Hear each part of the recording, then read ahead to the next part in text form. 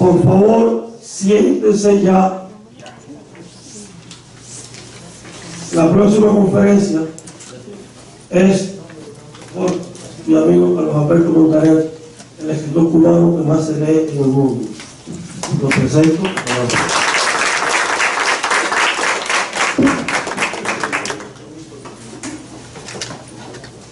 Bueno, en primer lugar, agradecerle a Santiago por su invitación. Sexta. La sexta. Pero para mí realmente es un verdadero honor estar con este mismo distinguido compatriota. No se oye. No se oye. No se oye nada. Ahora se oye. O sea que hay que acercarlo así mejor. Como si fueras una iglesia que funciona mejor. Bueno, la charla es para tratar de responder una pregunta que ustedes habrán hecho muchas veces. ¿Por qué el sistema cubano es tan improductivo? ¿Qué pasa en ese país que las casas se caen, las calles están llenas de agujeros, no hay manera de reemplazar las viviendas, no hay manera de remozarlas? ¿Qué ocurre en ese país? ¿Por qué es fundamentalmente tan improductivo el país? Bueno, la explicación que da el gobierno, por supuesto, es el embargo. Pero el embargo es una excusa. Y siempre pongo el ejemplo de Taiwán. ¿Por qué Taiwán? Porque es una isla, porque está cerca de un enemigo enorme, poderosísimo, del tamaño de Estados Unidos, que es China, que incluso ha llegado a bombardear en días alternos algunos de los días alternos, porque bombardeaban los lunes, miércoles y viernes, que sería una cosa rítmica y media enloquecida. Bombardeaban unos islotes que formaban parte de Taiwán. Hace años de esta historia. Pero bueno, por supuesto bloquearon a Taiwán, hicieron todo lo posible porque Taiwán fracasara. Y Taiwán funcionó. No solo funcionó, sino que parte del desarrollo de China continental se debe a las inversiones de los taiwaneses. No era verdad que se podía frenar a un país porque otro país importante y grande intentara sepultarlo, intentara destruirlo. Eso sencillamente no es cierto. El embargo no es verdad. No es verdad que el embargo sea el causante del desastre y de la improductividad de Cuba. Había otra explicación que tenía una pátina académica. Era la teoría de la dependencia, en la que Fidel Castro creía, porque era muy popular en la década de los 50. La teoría de la dependencia era que era imposible que un pequeño país de la periferia del desarrollo pudiera desarrollarse porque los países centrales, los países del centro, los países poderosos lo iban a impedir. Esta es la teoría de la dependencia, es decir, había una dependencia económica que hacía que fuera imposible que tal cosa ocurriera. Incluso algunos economistas importantes creyeron la tesis de la teoría de la dependencia, pero eso se desmintió cuando los 4 famosos dragones de Asia, entre los cuales está Taiwán, y está Singapur, y está Hong Kong, y está Corea del Sur, pasaron de un nivel de indigencia a un nivel de desarrollo espectacular. Realmente era la negación de la teoría de la dependencia. ¿Por qué iban los países poderosos y prósperos a permitir tal cosa? Bueno, porque sencillamente no hay ningún esfuerzo por impedirlo. No era verdad la teoría de la dependencia. No fue verdad en Israel, que consiguió despegar económicamente hasta convertirse en uno de los países más prósperos del mundo. No fue verdad en España, que pasó en la década a partir de las reformas económicas del año 58. y hasta que muere Franco pasó a ser uno de los países desarrollados del mundo. No es el de los primeros 10, pero sí está entre los primeros 25 países del mundo. Es decir, que la teoría de la dependencia era falsa. Había otras razones culturales y psicológicas incluso que explican por qué Cuba no se desarrollaba. Cuba pudiera ser un país desarrollado. No hay ningún impedimento, salvo este gobierno enloquecido, que este gobierno es el que impide que los cubanos den el salto hacia la prosperidad y hacia el desarrollo. En 1958 el país tenía grandes problemas, pero estaba encaminado a solucionarlos. Cuando hace un par de años, o el año pasado, no recuerdo bien, una fundación suiza declaró a La Habana una de las maravillas del mundo, bueno, era un homenaje a la Cuba anterior, porque realmente no hay nada construido por este gobierno. Es decir, ese premio fue a la Cuba anterior, a 1952, porque si no nos explica.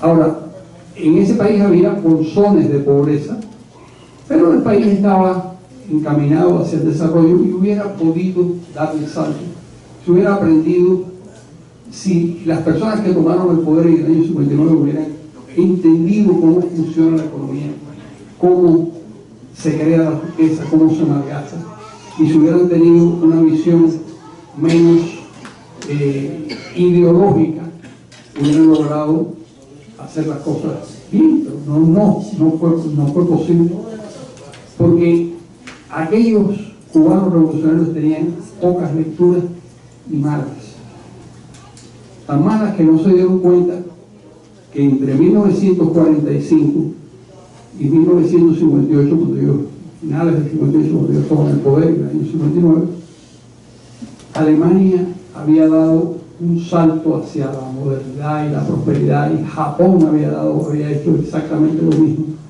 y partían de un punto muchísimo más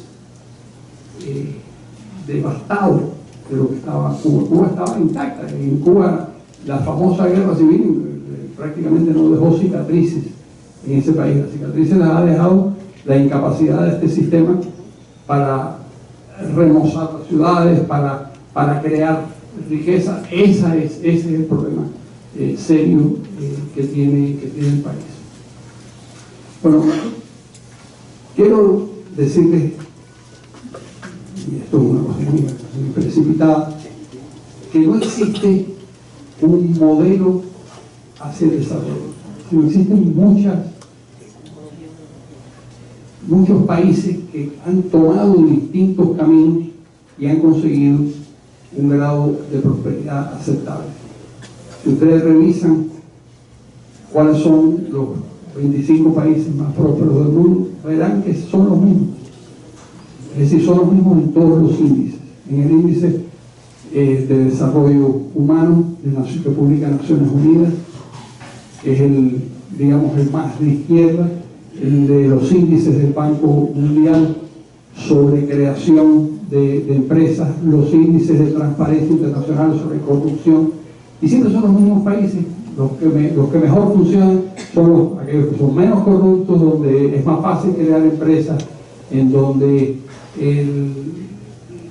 funciona la democracia liberal. Y voy a explicarles muy rápidamente qué es eso, pero me parece importante que lo entendamos. Los países prósperos y desarrollados son casi invariablemente democracias liberales. ¿Cuál es la definición de la democracia liberal? Bueno, son países en donde hay, por supuesto, elecciones libres, hay intercambio de ideas absolutamente libre por medios de comunicación, la sociedad civil, como ustedes que forman parte de ella, es muy vigorosa, son países en donde hay separación de poderes. Eso es tan importante en cualquier sociedad. Es decir, donde el que hace las leyes, el que las ejecuta y el que juzga no son las mismas personas. Y hay una verdadera pared que los separa, porque cuando alguien acumula tanto poder, cosa que se sabe desde, por lo menos se empezó a plantear en el siglo XVIII, y que se ha demostrado que es cierto, donde no existe separación de poderes, no es posible el milagro del desarrollo y de la prosperidad. Bueno, la democracia liberal es una familia en donde hay liberales, hay democristianos, hay socialdemócratas, hay conservadores. Voy a mencionar esos cuatro grupos porque parece muchas veces que son enemigos políticos. No son enemigos políticos, son adversarios políticos que discuten única y exclusivamente cuál es el monto de la presión fiscal, cuánto va a dedicar el Estado y cuáles son las responsabilidades del Estado. Y además los separan algunos valores.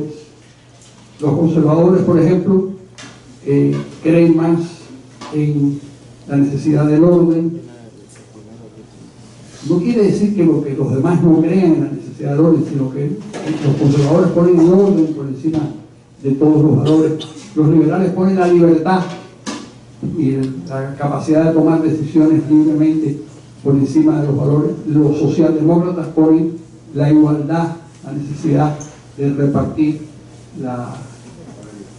lo que es la riqueza nacional de una manera más equitativa. Y los democristianos, pues es una mezcla de socialdemócratas con liberales, es decir, es una mezcla donde cabe la trascendencia religiosa y donde las personas finalmente creen en que hay un destino más allá de la muerte. Pero esas son, aunque parece que son grandes diferencias, realmente son diferencias muy pequeñas. Y la prueba de que son diferencias muy pequeñas es que Europa está llena de países gobernados por miembros de la democracia liberal. Es decir, en Dinamarca, por ejemplo, que es uno de los países más interesantes, los pequeñitos, muy prósperos, absolutamente rico, tolerante. En ese país gobiernan los democristianos, los liberales, los conservadores, y gobiernan en coalición. En este momento en Alemania hay una coalición entre la socialdemocracia y la democracia cristiana, lo que quiere decir que es posible la conciliación de las voluntades en esa gran familia liberal. Frente a esa familia liberal se colocó el colectivismo marxista y nos tocó bailar con la mafia. ¿Por qué? Porque para Marx, para los colectivistas,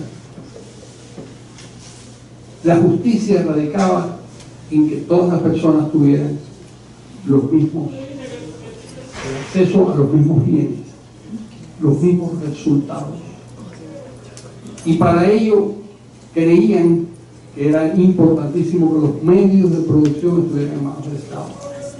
Las sociedades comunistas y en algunas sociedades que no son exactamente comunistas, pero que andan en esas familias, la idea de que las personas o las empresas estuvieran al servicio y estuvieran bajo el control del Estado es una idea clara. Esa diferencia fundamental entre la democracia liberal y lo que era el colectivismo es fundamental. Yo les voy a decir algunas, lo que se llaman verdades de perogrullo, ¿no? Es decir, verdades que no necesitan ni siquiera demostración porque son evidentes. Por ejemplo, donde único se crea riqueza es en las empresas. No existe otra actividad que la empresa puede ser para dar tan sencillo que tiene 10 empleados, 5 empleados, 6 meses, o puede ser la General Motors que tiene 150.000 empleados y hacen una actividad económica tremenda.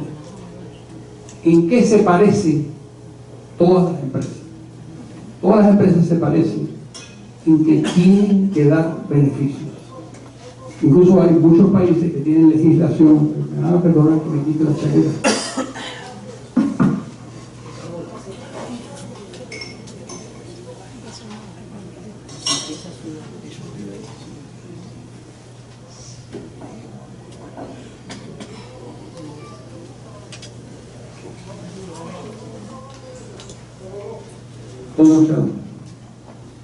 La legislación de los países.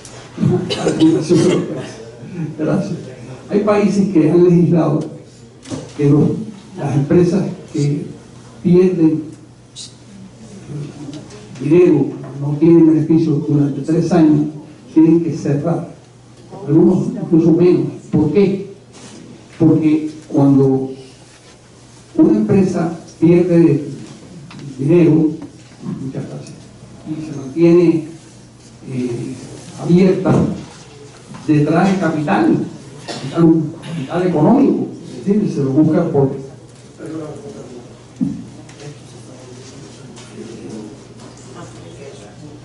Ajá. Ah, sí, este es más alto. Ah, bueno, pues muy bien. Gracias, Santiago.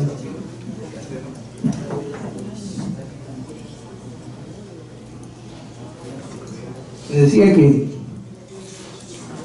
es muy... Esto es mejor quitarlo de aquí, ¿no?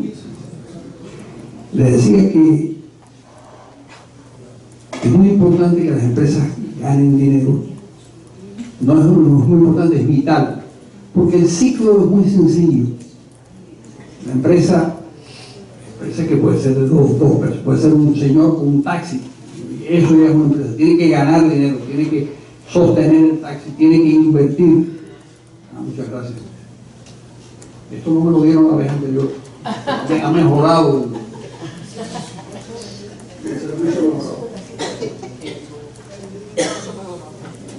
Cuando no ocurre eso, cuando hay pérdida, la empresa tiene que ir a buscar recursos. Lo va a buscar al banco, lo va a buscar al Estado, lo va a buscar. Esos recursos desaparecen, dejan de estar disponibles para otras empresas que funcionan bien. Por lo tanto, es sano que una empresa que pierda dinero durante 3 años tenga que cerrar porque sencillamente está destruyendo capital que hubiera sido útil para el desarrollo colectivo, que a las personas les conviene y a los estados les conviene.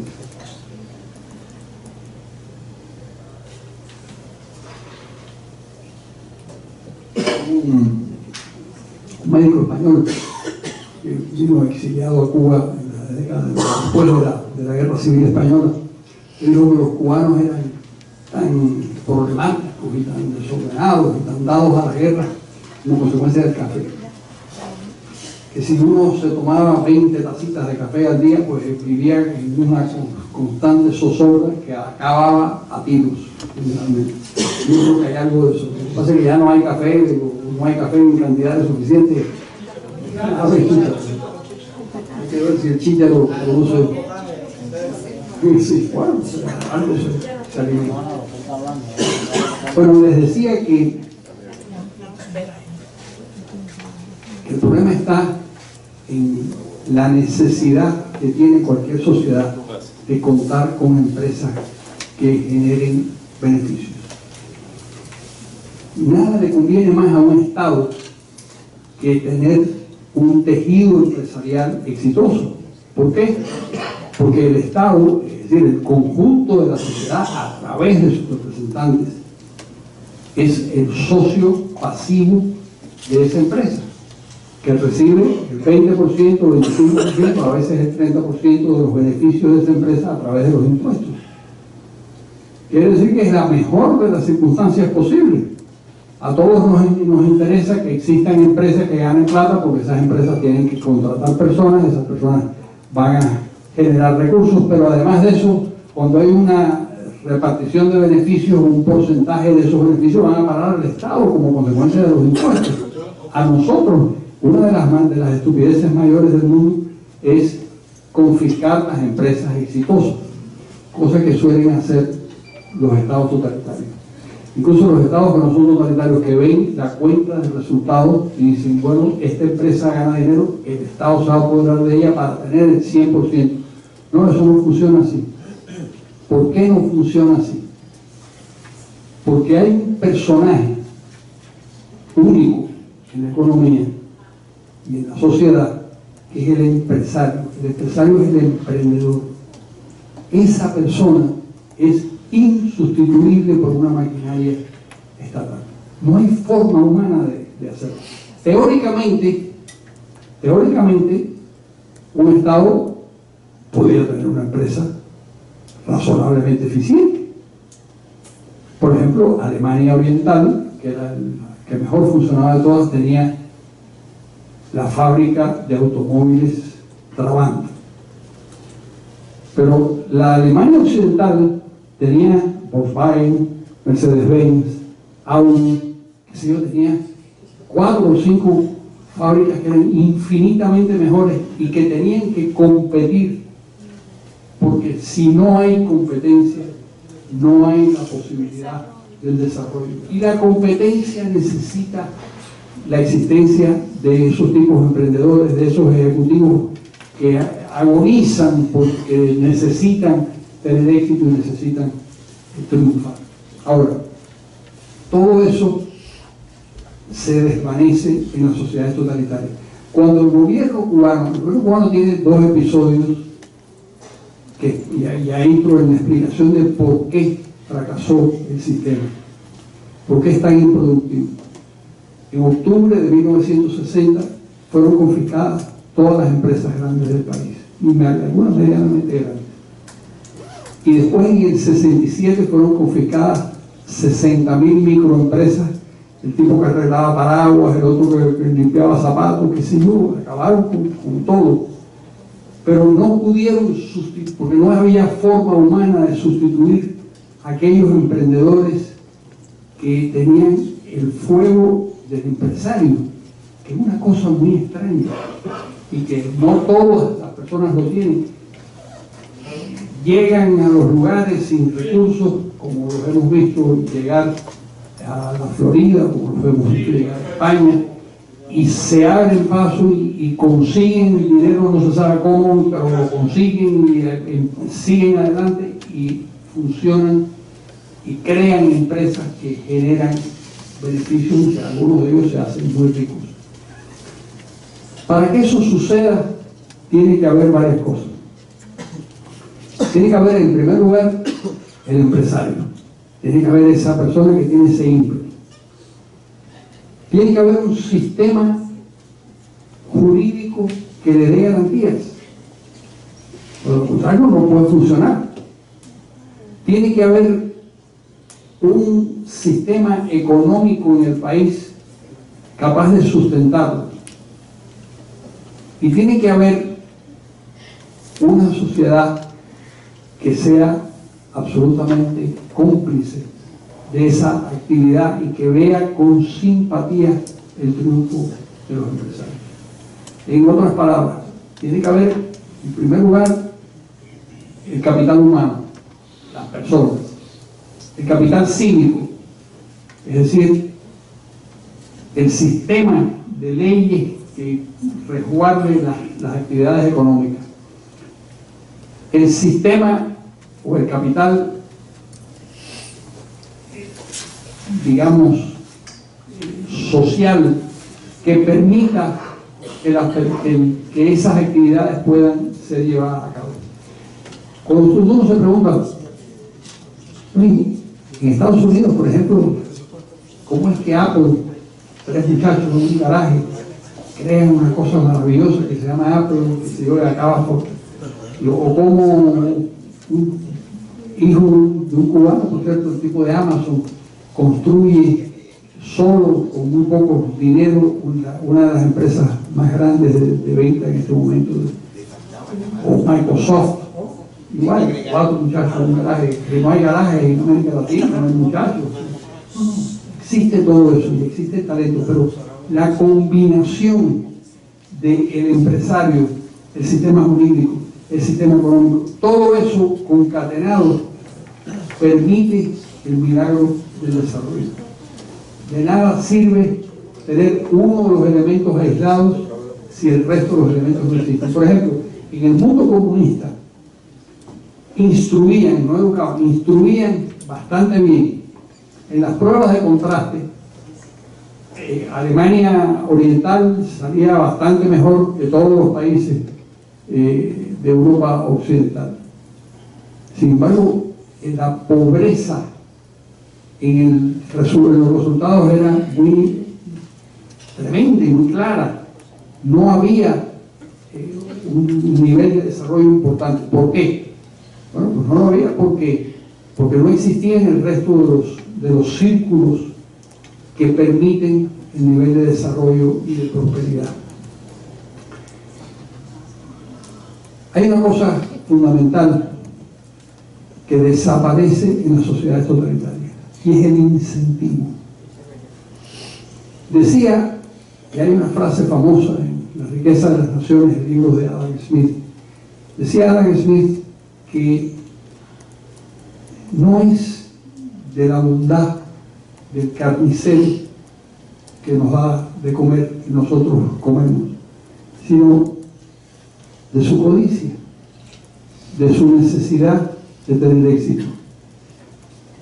El origen de la riqueza de las naciones y de la idea de que existe algo así como una mano invisible que va guiando a las sociedades en pos de la producción y el éxito económico, sale de las tahonas de Londres. Las tahonas es donde se hace el pan en todas partes, ¿no? Por supuesto.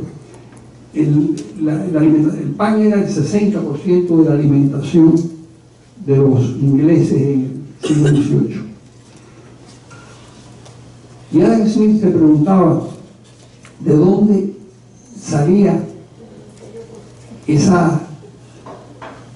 acuerdo para que en todas las tahonas se produjera pan, y se produjera pan ustedes saben que el pan es un alimento muy perecedero. Al día siguiente el pan es ya durísimo, no se puede comer. ¿Cómo sabe el panadero cuánta cantidad de pan hay que hacer para funcionar y a qué precio tiene que venderlo? Bueno, pues lo que percibió Adam Smith muy inteligentemente era que existía una cosa que se llamaban los precios, y que los precios era el lenguaje de la economía, el lenguaje en que se hablaban los empresarios, en que se hablaban las empresas, y era precisamente un sistema de comunicación donde cada empresario, cada productor, cada panadero sabía cuánto pan tenía que hacer, porque de lo contrario desaparecía del mercado, y sabía qué precio venderlo, porque si no podía competir en precio y en calidad, también desaparecía. Entonces crea ese concepto que yo creo que sigue siendo muy válido, de la mano invisible que nos va guiando para hacer ciertas cosas y hacerlas de acuerdo con ese lenguaje de los precios por una parte, con el lenguaje de la competencia por otro, y por supuesto el beneficio propio. La idea del beneficio propio, yo entiendo que será un poco chocante a quien viene de una sociedad socialista donde le han machacado la idea, a mi juicio errónea, de que los resultados todos tienen que ser similares, que todos tienen que tener los mismos resultados. Yo creo que es un error, y un error muy grave que explica el fracaso de los sistemas totalitarios.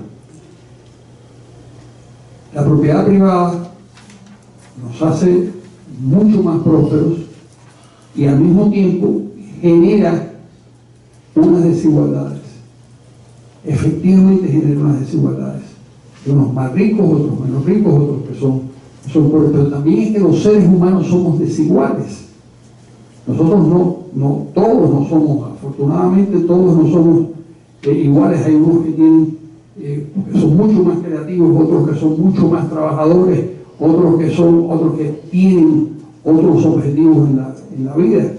Y cuando el Estado decide que los resultados de todo el conjunto de la sociedad tienen que ser semejantes, tienen que ser similares, tienen que ser el mismo para todas las personas, le hace un pésimo servicio a la prosperidad de las personas.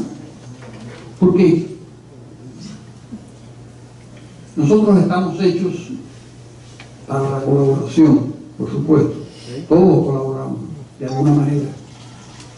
No solo nosotros, colaboran.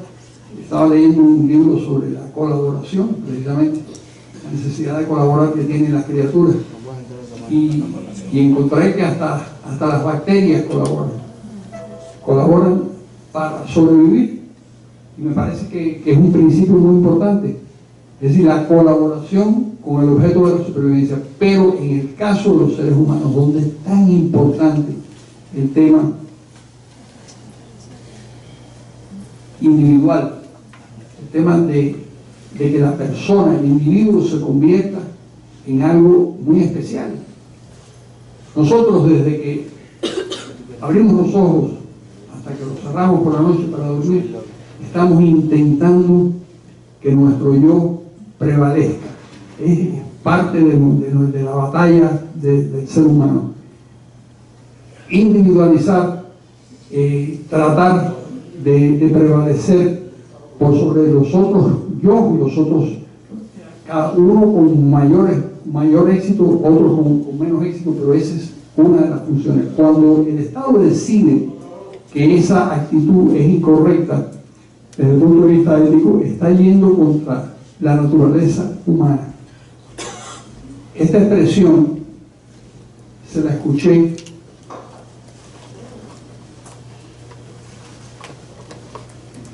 al hombre detrás del fenómeno de la perestroika, que se llamó Alexander Yakovlev, que fue el gran teórico de la perestroika. Después de una tarde conversando. ¿Cómo? Alexander Yakovlev, no. Alexander Yakovlev era un teórico, era un héroe de la guerra, de la Segunda Guerra Mundial, que fue miembro del Comité Central del Partido Comunista y que publicó un libro, publicó un ensayo, una revista sobre, en la época de Brezhnev, en los años 70, sobre la necesidad de que el comunismo admitiera las críticas, porque si eso no ocurría, no había manera de corregir los errores del comunismo. Era un marxista convencido. Cuando Brezhnev vio lo que escribía Yakovlev, lo sacó de Rusia, lo mandó de embajador a Canadá. No lo quería liquidar porque era una persona muy importante dentro del partido. Lo mandó de embajador a Canadá. Y en Canadá,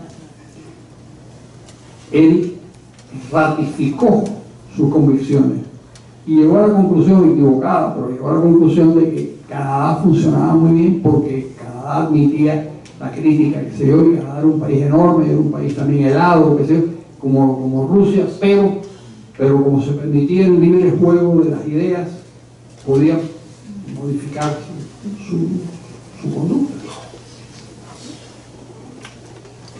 Tú dices da la casualidad que fue un avión el que cambió la historia. Un avión que llevaba a un joven, un avión ruso que llevaba a un joven llamado Mikhail Gorbachev a Canadá. Era un técnico agrícola. El avión se rompió y se quedó 4 o 5 días en la casa de Yakovlev. Y Yakovlev lo convenció de las virtudes de la perestroika y de las virtudes de la necesidad de reformar el comunismo en Canadá. Pasan los años y ese joven se convierte en el secretario general del Partido Comunista y se lleva a Yakovlev como asesor principal. Y entonces entre los dos hacen la reforma del comunismo en la Unión Soviética, y aquello acaba, como todos ustedes saben, destruyendo la Unión Soviética, porque el sistema solo podía funcionar mediante la coerción y la dureza y la policía. Y por eso, cuando él me hace esa historia completa, una tarde conversando en su despacho, el despacho de él era más grande que este despacho, era el despacho de Suslov. Antes de Suslov fue el teórico del estalinismo y el defensor del estalinismo en la Unión Soviética en la década de los 70 y los 80. Se había muerto y él ocupaba el despacho de Suslov. Y cuando le pregunto, ¿y por qué fracasó el sistema? Me dijo esa expresión, me dijo, bueno, porque nosotros descubrimos que no se adapta a la naturaleza humana. ¿Por qué no se adapta a la naturaleza humana? Precisamente por eso, porque nosotros funcionamos por incentivos, porque necesitamos que nuestro individuo, el yo interno, prevalezca, porque queremos, porque hay unos más que otros, y los emprendedores y los triunfadores tienen un fuego especial. Siempre pongo el ejemplo de Honda, el japonés que creó la fábrica Honda. Ese hombre fracasó 3 o 4 veces, pero fracasó de quedarse en la miseria. Y sin embargo seguía luchando y se levantaba y llegó a ser lo que es hoy en día Honda. Llegó a construir una de las grandes después de la Segunda Guerra Mundial, ¿no? Bueno, lo que pasó en Cuba realmente era bastante predecible. Los Castro, que no tenían ninguna experiencia como productores de riqueza, ninguna, no tenían ninguna experiencia incluso ni laboral, una cosa realmente, destruyeron el tejido empresarial cubano, lo dispersaron, lo convirtieron en algo abominable, regaron tantas ideas absurdas. Yo recuerdo cuando yo salí de Cuba en el año 61, septiembre del 61, pocos meses después, siendo un muchachito de 19 años, di una conferencia y me acuerdo que la estupidez que entonces defendía era que el Estado podía ser un gran empresario. No sabía nada de nada de lo que estaba diciendo, pero me creía. En el año 61 era posible creer en una imbecilidad de ese calibre y yo creí en ella. Entonces, por supuesto, el tiempo y la experiencia personal y la experiencia de vida me demostró que eso no podía funcionar. La empresa estatal sencillamente no funciona porque no hay competencia, no hay incentivos, no hay meritocracia, que es una de las claves del desarrollo en cualquier país.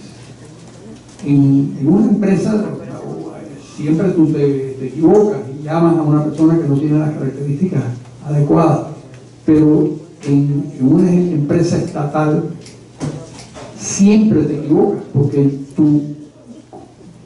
la razón por la que tú llevas a una persona a esa empresa a trabajar, lo contratas, no es porque sea la persona idónea, no es porque tenga los méritos para eso, sino es porque tiene el carnet adecuado, porque funciona con el partido, porque cree las cosas.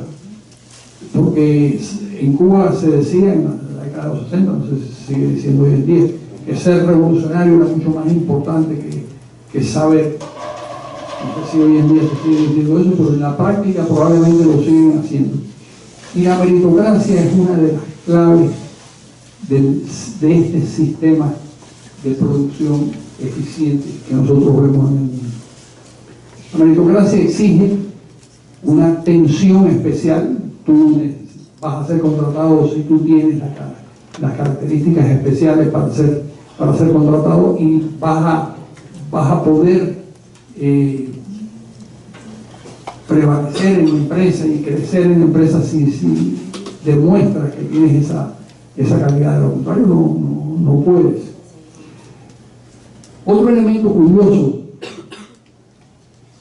que explica por qué no funcionan las empresas estatales y por qué, ya desde el punto de vista material, no estoy hablando desde el punto de vista moral, que cualquier totalitarismo es muy incómodo, es muy desagradable por razones psicológicas, realmente inadmisible, sino desde el punto de vista material. ¿Por qué no funciona? Bueno, entre otras cosas porque la mentira se convierte en la norma. Se miente en cuanto a la...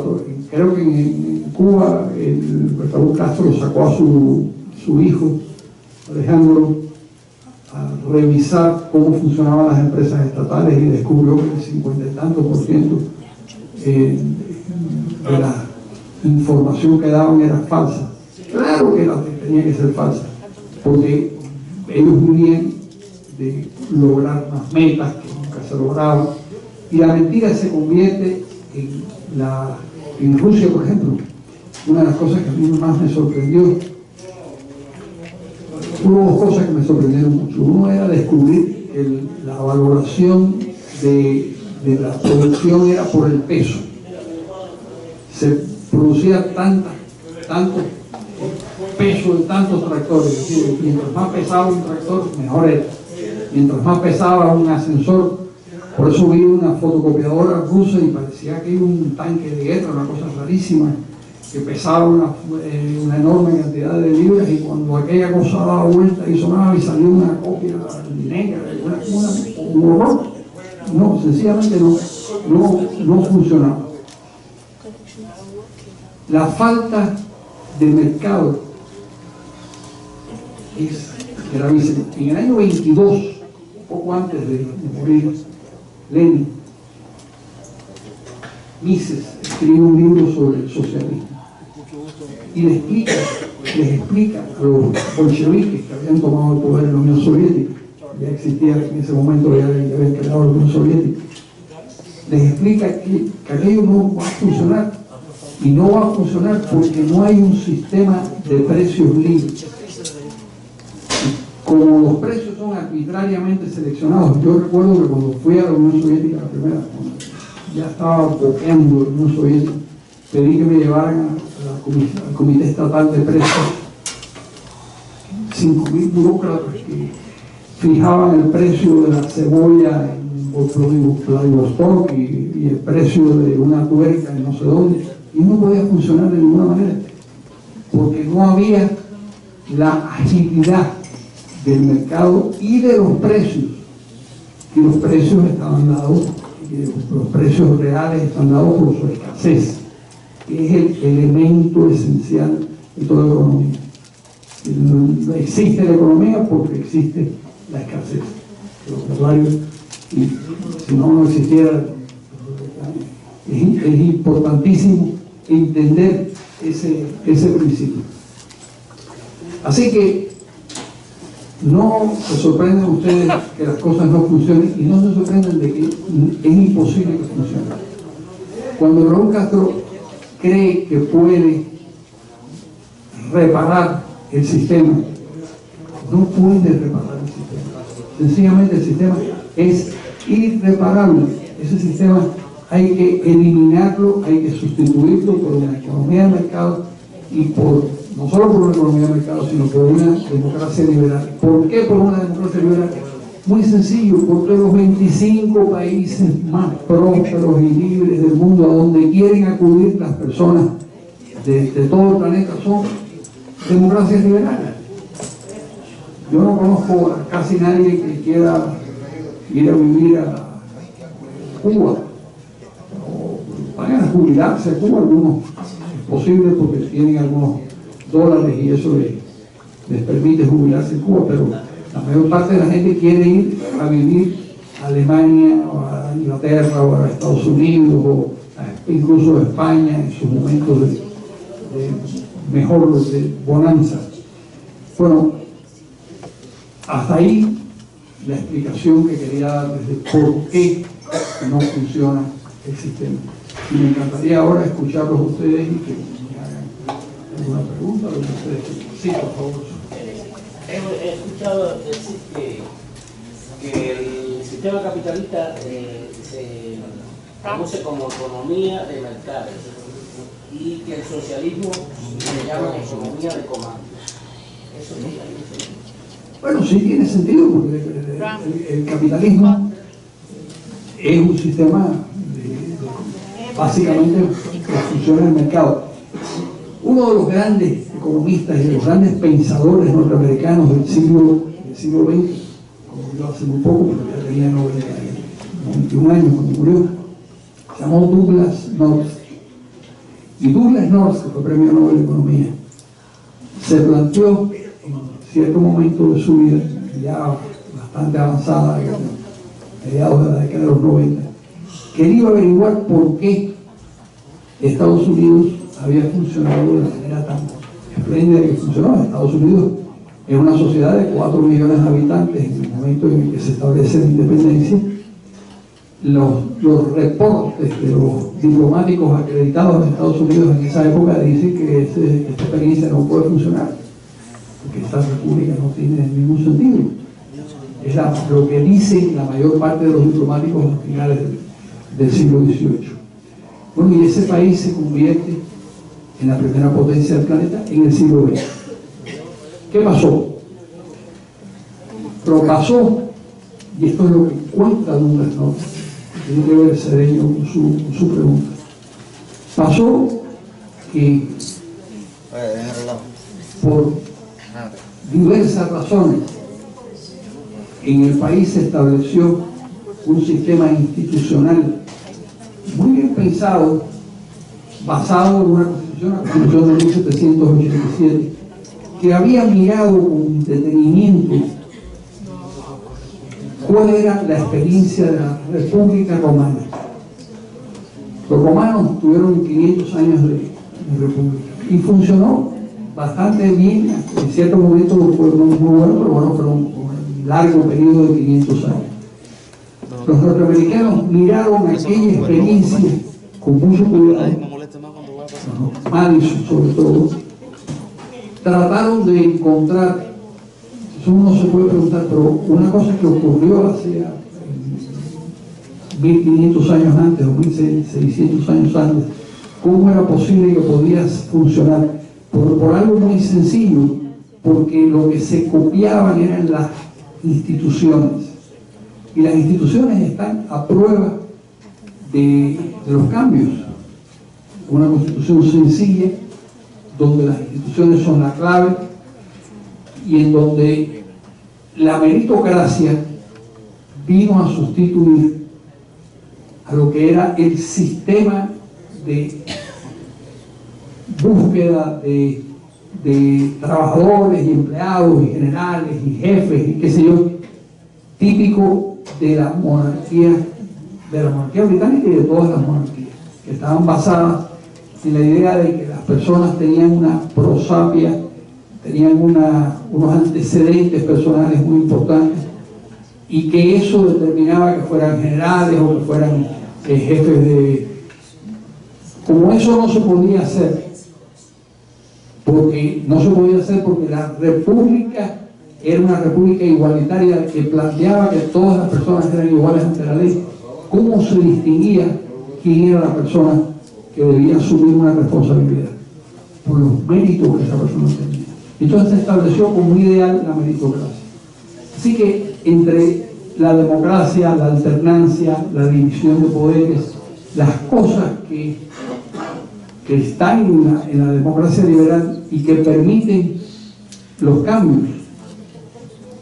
Si ustedes se fijan, este país y todas las democracias occidentales, pero bueno, este país que fue el que inició el cambio, cuando crea la república no existía la electricidad, no existía, por supuesto, la producción en masa de nada, era un país agrícola. ¿Cómo fue que se pudo hacer la transformación sin una revolución y sin cambios violentos? Porque las instituciones funcionaban. Y funcionan las instituciones. Cosa que nosotros hemos visto en Inglaterra, en cierto momento también. Después de la Segunda Guerra Mundial, Inglaterra, por ejemplo, coqueteó con todas las ideas del Estado empresario. Y eso duró hasta desde el 45 hasta 1971. Empieza poco a poco el pensamiento contrario. ocurrió en el Estado de Israel. Es muy interesante también la evolución del Estado de Israel. ¿Pero por qué? Porque el Estado de Israel, el presupuesto teórico del Estado de Israel era el socialismo. Socialismo democrático, pero socialismo. Pero el Estado judío consiguió cambiar y pasar de un presupuesto ideológico socialista, que era de los fundadores del sionismo, a un presupuesto estrictamente capitalista, sin sangre, sin violencia, sin revoluciones. ¿Cómo lo hizo? Lo hizo porque funcionaban las instituciones. Esa es una buena enseñanza para nosotros los cubanos. Entre otras razones, nosotros nos hundimos como consecuencia de no creer en el peso de las instituciones. Creer que la felicidad y el decoro en el gobierno vendría de la mano de unos revolucionarios iluminados llenos de buenas intenciones. Y no entender que las cosas funcionan mucho mejor a largo plazo con el buen funcionamiento institucional, con el buen Estado de Derecho, como en los Estados Unidos, como en Inglaterra, como en Suiza, como en los países que han dado el salto. Yo les aconsejo, los que tengan acceso a internet en Cuba, que busquen Douglas North, Douglas con doble S al final, Douglas North, North como norte. Y hay un ensayo en especial, que tiene una obra muy extensa, pero hay un ensayo especial que pueden encontrarlo si ponen sociedades de acceso abierto y sociedades de acceso limitado. Inmediatamente les saldrá ese ensayo que tiene 60 o 70 páginas y que explica muy bien ¿Sociedades de acceso? abierto y sociedades de acceso limitado. La tesis de Douglas North, que a mí me parece muy persuasivo y muy convincente, es que la mayor parte del mundo, todavía incluso desde sus orígenes, es decir, a partir de la revolución agrícola hasta hoy, siguen siendo sociedades de acceso limitado. Mientras las sociedades de acceso abierto están dominadas por la meritocracia y por el mercado, y son las sociedades exitosas. Y la primera que empezó fue Estados Unidos. ¿Alguien más quiere, por favor? Estoy de acuerdo con, me llamo Eric Cedeño, ¿verdad? ¿Perdón? Eric Cedeño, de la Asociación Cubana Americana para el Liderazgo. Coincido en la necesidad de implantar en Cuba una democracia liberal, pero viendo las experiencias del campo socialista en las cuales se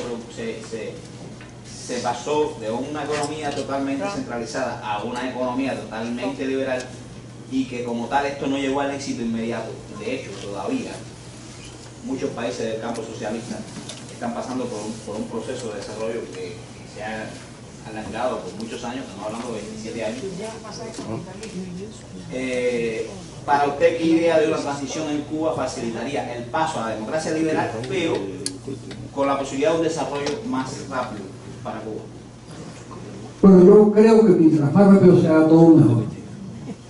Y mientras más intensa se haga la transformación, mejor. Yo entiendo que los países que han abandonado el comunismo y que se han convertido en democracias liberales, casi todos en Europa, han tenido dificultades. Ninguno ha querido volver a la fórmula comunista, lo que quiere decir que quedaron curados de espanto. No, aquellos sencillamente se convencieron de que no funcionaba. Ahora, a mi juicio, primero va a ser muy difícil. No hay ninguna fórmula sencilla para volver. Yo recuerdo una frase que escuché en Europa muchas veces. Decían que era muy fácil coger una pecera y hacer una sopa de pescado, pero después de coger una sopa de pescado y hacer una pecera es muy difícil. Entonces esa metáfora, que es un poco ingenua, me parece que es muy útil para entender por ¿por qué convertir una sociedad totalitaria donde no existe la propiedad y donde hay muchos errores que circulan por la atmósfera intelectual del país que hacen mucho daño? Y eso es realmente difícil de erradicar y complejo de cambiar, pero lo que sabemos, lo que hemos aprendido de la experiencia europea, es que mientras más rápido se haga, más rápido se salen de los problemas. Los países que mejor han hecho la reforma económica y la reforma política son los países como Checoslovaquia, Estonia, por ejemplo. Y Estonia ha tenido grandes crisis económicas, pero ha salido de ellas y ha salido con reformas muy profundas. Lo que parece que no funciona bien es hacer las cosas lentamente a la espera de que poco a poco se vaya corrigiendo las cosas.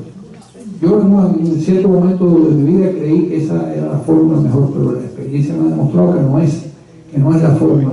La mejor fórmula es hacer las reformas completas, tratar de privatizar la mayor parte de las empresas, tratar de buscar quienes se hagan cargo del aparato productivo del país y seguir adelante y esperar que el libre juego del mercado y el libre juego de la economía del mercado y del capitalismo corrija los errores y cree otros problemas. Sí. Voy a preguntar, no como Armando León está hablando como el intelectual, que le considero más importante intelectual cubano de la época contemporánea. Muchas gracias. Yo creo, o sea, queremos como una sugerencia, qué criterio, un punto de vista tiene usted sobre temas celulares de nuestra parte, ¿no? Entonces tiene usted que explicar ahí, que puede ser un poquito largo, por favor, quiero que me la digan. Mira, usted hablaba de una transición rápida e intensa, en el espíritu de la mente convencido que es bueno. Pero en ese sentido, usted sabe que ahora en el 2018, según el régimen y los abogados, va a haber elecciones. Las elecciones es para dar la verdad. No estoy consciente de que es una fase. No, bueno, o sea, ¿qué cree usted que tendrían planeado los gastos? Sí, la visión personal suya, vaya, opinión suya, sobre qué tienen planeado los gastos para el 2018. Esta es la primera pregunta. La otra, ¿cómo nosotros, qué nos sugiere usted para nosotros quitarle? Usted sabe que el régimen de los grandes generales que régimen, muchos caen para arriba, ¿no? Y están sacando los recursos para fuera del país, entonces tienen todo un conglomerado con una solución migratoria, como la marchada hoy asunto aquí. ¿Cómo nosotros le evitamos que estos individuos se queden con los recursos del país? ¿Cómo nosotros lo evitamos? Y ahora la otra, más actual, pero más eficaz. Afortunadamente terminó la administración de Obama. Realmente decir que bueno, que nosotros todos estamos conscientes que la libertad de Cuba es problema de nosotros. Creo que uno de los grandes errores que hemos cometido ha sido creernos que en Norteamérica hemos fallado en la lucha por la libertad. Pero bueno, eso no va a ser un problema ya muy político. ¿A qué atribuye usted el silencio, la inercia, la falta de una política clara? ¿Yo tomo la pregunta? No. Ya. ¿A qué le atribuye usted ese silencio, esa frialdad, esa falta de claridad en la política del actual presidente de este país, Donald Trump? Por ejemplo, yo me alegro, yo creo que una de las alegrías más grandes de mi vida fue cuando vi, yo desde 6 años va a tener ahora, o 85, claro, 85, 86 años. En el 2018 pues ya será un señor muy mayor, se han muerto 4 hermanos. Yo me imagino que es verdad que él quiere, me dicen, no estoy seguro que sea así, pero es un sistema muy difícil de saber qué es lo que ocurre, pero me dicen que él está realmente interesado en dedicar sus últimos 2 años a la familia, y quitarse de arriba el problema. Que se da cuenta que aquello es un desastre horroroso, que aquello no tiene ninguna posibilidad de prevalecer, pero como él mismo ha dicho varias veces, no fue seleccionado para enterrar el sistema, sino para tratar de mantenerlo. Yo creo que estamos ante uno de esos casos de un tipo que se empecina en el error, no porque crea en las virtudes del sistema que está defendiendo, sino porque no quiere arriesgar a su familia ni a sus amigos, y quiere mantener la autoridad dentro de un circuito de poder que es el que lo ha acompañado por casi 60 años. Yo creo que lo que quieren hacer es eso. No me extrañaría que las cosas no salieran como él piensa. Es decir, yo recuerdo, yo viví 40 años en Madrid, me tocó vivir el fin del franquismo, los últimos 5 años de Franco. Yo sé que Franco quería que el régimen se prolongara. La idea de que no quería que se prolongara no es falsa.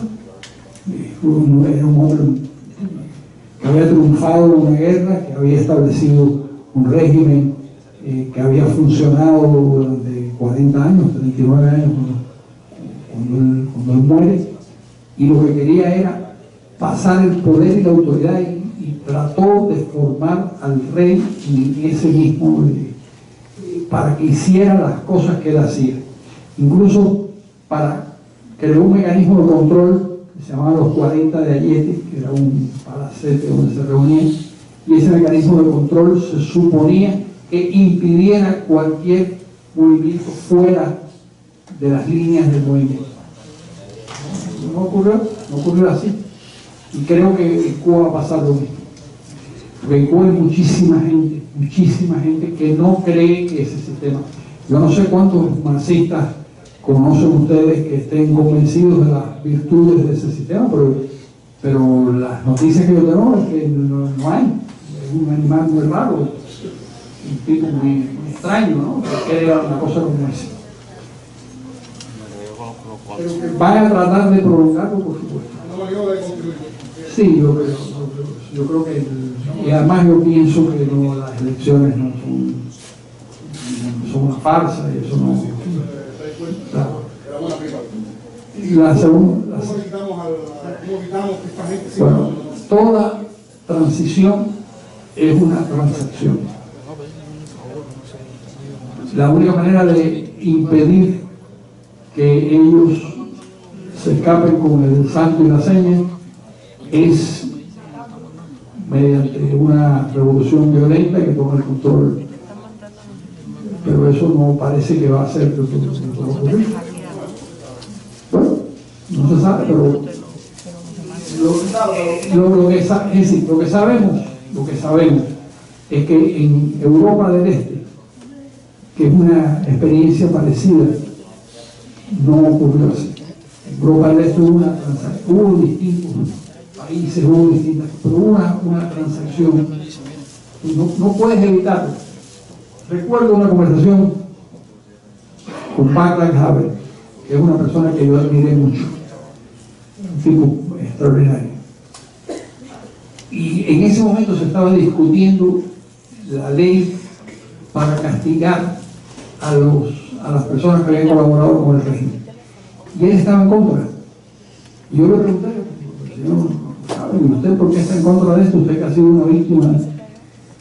Me dijo, bueno, precisamente porque yo viví la represión, y recuerdo una noche, contó, en que vino uno de mis compañeros de teatro a decirme que se había visto obligado a denunciarme ante la policía política porque lo habían apretado.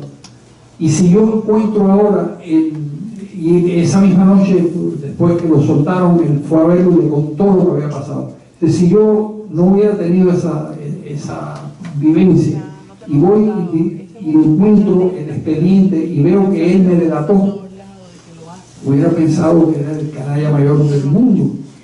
Y sin embargo, lo que ocurrió era que era un hombre falible, que lo apretaron y que se prestó a eso.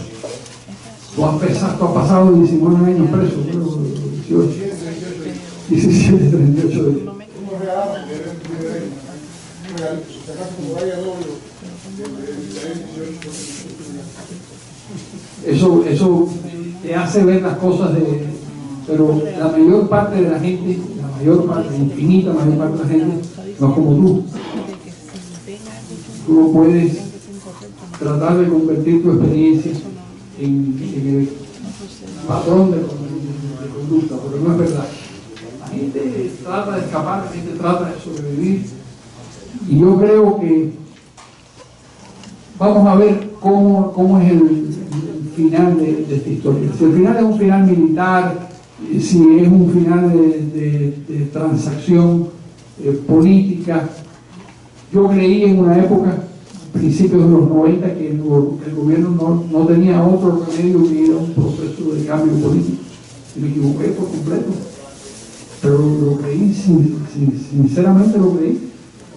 Además lo creí porque tenía mucha información del descalabro económico del país, y sabía, era muy amigo de Manuel Sánchez Pérez, un viceministro que había desertado, que me había contado el grado de dependencia que tenía Cuba de la Unión Soviética. Cuba no podía sobrevivir económicamente sí podía, reduciendo un 40-50% su capacidad de consumo y dejando en el camino a 60.000 personas ciegas como consecuencia de la desnutrición. Sí podía. Lo que pasa es que yo creía que no iba a hacerlo. Y sí lo hicieron. Ahora, yo pienso, yo pienso, ¿no? Que no se debe empezar una construcción del término pacífico. O sea, pacífico es montar la vía armada, esa época pasó por muchas razones. Pero yo, mi experiencia personal y mi visión personal me dice que la dictadura cubana no se va a quedar, se que tumbarla. Ahora, no va a ser, o sea, ese concepto pacífico de pedir a la gente que se vaya, incumpliste, que te volviste, el film ahí, todo. Yo pienso que Cuba, lo digo con la característica de Cuba, que Cuba va a ocurrir algo que va a desencadenar. Yo soy partidario de promover. Cuba se va a desencadenar todo un estallido social, ancho, a lo largo del país, parecido a lo que está pasando en Venezuela, que es lo que va a dar chance con la dictadura. O sea, a partir de ahí puede ser que venga procesos políticos y teóricos. Pero pienso que las características de nuestros represores son más raras a que pase eso, porque yo se las vengo a mano, creo que me escribe una parte, no sé si es uno que dice, y eso de uno tiene las tiranías, que debo seguir el pueblo monteñito y parte de la comunidad humana. Un golpe natal, una ley, un grito, alguien que dice, el rey de cada mundo, creo que va a decir. Puede ser, yo no lo sé. Puede ser. No se van a ir porque se olvidaron. Vamos a quitar permiso, vamos a quitar la voz al túnel. No, espérate, no falta que se cuente de Trono, a ver qué piensas de Trono. Ya. No, yo pienso lo de Trump, la pregunta de Trump, yo no voté por Trump, pero Yo sí voté por Trump. yo no. No, yo hubiera votado por Trono. No, claro, eso depende, es una cuestión de percepción. Yo no creo que vaya a ser demasiado, pero creo que hay, afortunadamente, la política de Cuba, de este gobierno, la va de alguna manera a orientar Marco Rubio y Díaz Balart, para tener mucho peso en eso. Y eso pues es una garantía de que vaya a hacer alguna cosa, pero él no tiene la menor idea de qué hacer, ni tiene el menor interés especial en Cuba. En Cuba es una prioridad, es un problema que tiene casi 60 años, no es un problema, una rémora ahí que queda en el expediente. Pero por lo menos no ayuda, porque no, Permiso. Alberto Escobar Morales. Tú tienes el hambre esa de la prisión. Él y yo estábamos juntos presos. ¿Ah, sí? Y me dice el hambre mía, él tenía más hambre que yo, él esperaba que yo fuera a visita para que le trajera una java. Me hacía señas así con una ropa para que le llevara algo conmigo. No es mentira, eso es verdad. Bueno, profe, me inspiro a preguntarle, porque su criterio es muy valioso para nosotros, los luchadores que llevan muchos años dentro de Cuba resistiendo esta dictadura. Y porque lo escuché decir que antes creía en el cambio lento y ahora no cree en el cambio, en esa forma de cambio lento. Eso me llamó la atención. Yo también escuché sus palabras y su defensa en contra, o sea, a favor de los demócratas y en contra de Trump en la televisión. Y le confieso que me indigné y me mortifiqué unas cuantas veces con usted, pero lo respeto mucho y lo admiro mucho por su conocimiento y su valor también de enfrentar durante tantos años la dictadura. Yo quiero preguntarle con respecto a eso, a su cambio de mentalidad. Yo sé que usted estuvo en contra de Trump, pero defendió también la política de Obama de acercamiento. No. No. Ya, esa es una. Porque me llamaba la atención, porque el plan Obama todavía está vigente y nadie se pronuncia en contra de él, o casi nadie se pronuncia. Y el plan de Obama está en complot con la dictadura cubana para eliminar toda la resistencia, todas las voces conocidas dentro de Cuba que van por el carril rápido, o sea que prefieren el cambio rápido. Y entonces destruir esas vías y están fabricando, ya está fabricada parte de una vía lenta, una supuesta sociedad civil que dé la imagen de cambios democráticos de la dictadura o de reformas, que nos ha perjudicado mucho a nosotros los que somos, que buscamos una vía más radical. Incluso los 15, 20 líderes que quedan de nombre dentro de Cuba lo están tratando de eliminar, silenciar y destruir producto del plan de Obama. Y yo quisiera que usted, si tiene conocimiento de esto, que yo espero que sí, y me parece que sí, pero que cómo se nos pudiéramos pronunciar y hacer notar que este plan debe frenarse, porque todavía está funcionando el plan de Obama. ¿Cómo está funcionando? Bueno, yo no sé cómo está funcionando, pero lo que sí, a mí me pareció muy lamentable lo que hizo Obama con relación a Cuba. Y lo escribí varios artículos. Incluso me invitaron en una oportunidad a la Casa Blanca y no quise ni ir. Yo había hablado mucho con Zúñiga, cuando Zúñiga era diplomático en España, después de llegar de Cuba.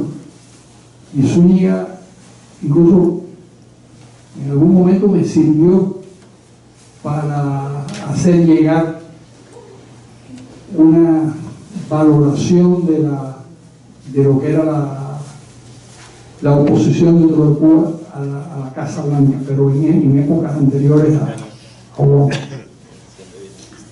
Me sorprendió mucho, pero claro, Zúñiga es un funcionario del gobierno que tiene que hacer lo que le dicen. Pero lo que más me mortificó del caso Obama fue la mentira. Que estuviera mintiendo hasta el 2014, diciendo que de ninguna manera iba a hacerle concesiones a ese régimen hasta tanto no hubiera un movimiento hacia la democracia, o sea, si no hubiera realmente un cambio, y sin embargo estaban entregándolo todo. Ni siquiera le importó el tema de Corea del Norte, de la ayuda a Corea del Norte, y eso a mí me pareció que era, además, eso fue lo que escribí en New York Times, y lo escribí en varios sitios, donde pude, en el país de Madrid, donde pude expresar mi inconformidad con eso. Yo creo que la política de Obama con relación a Cuba, lo que quede va a terminar.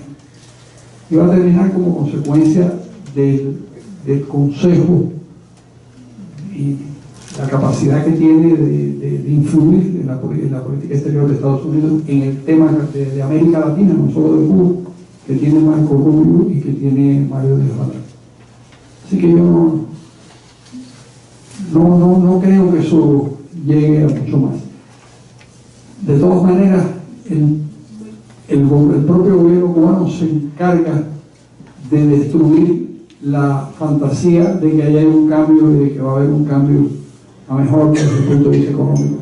El propio Raúl Castro, todo lo que hace es contrario a esa percepción que quiso vender en algún momento, no tanto el presidente Obama, sino como algunas de los amigos cubanos que lo acompañaron en esa aventura. ¿Alguien más?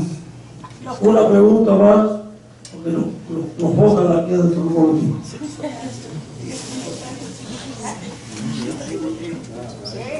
Bueno, pues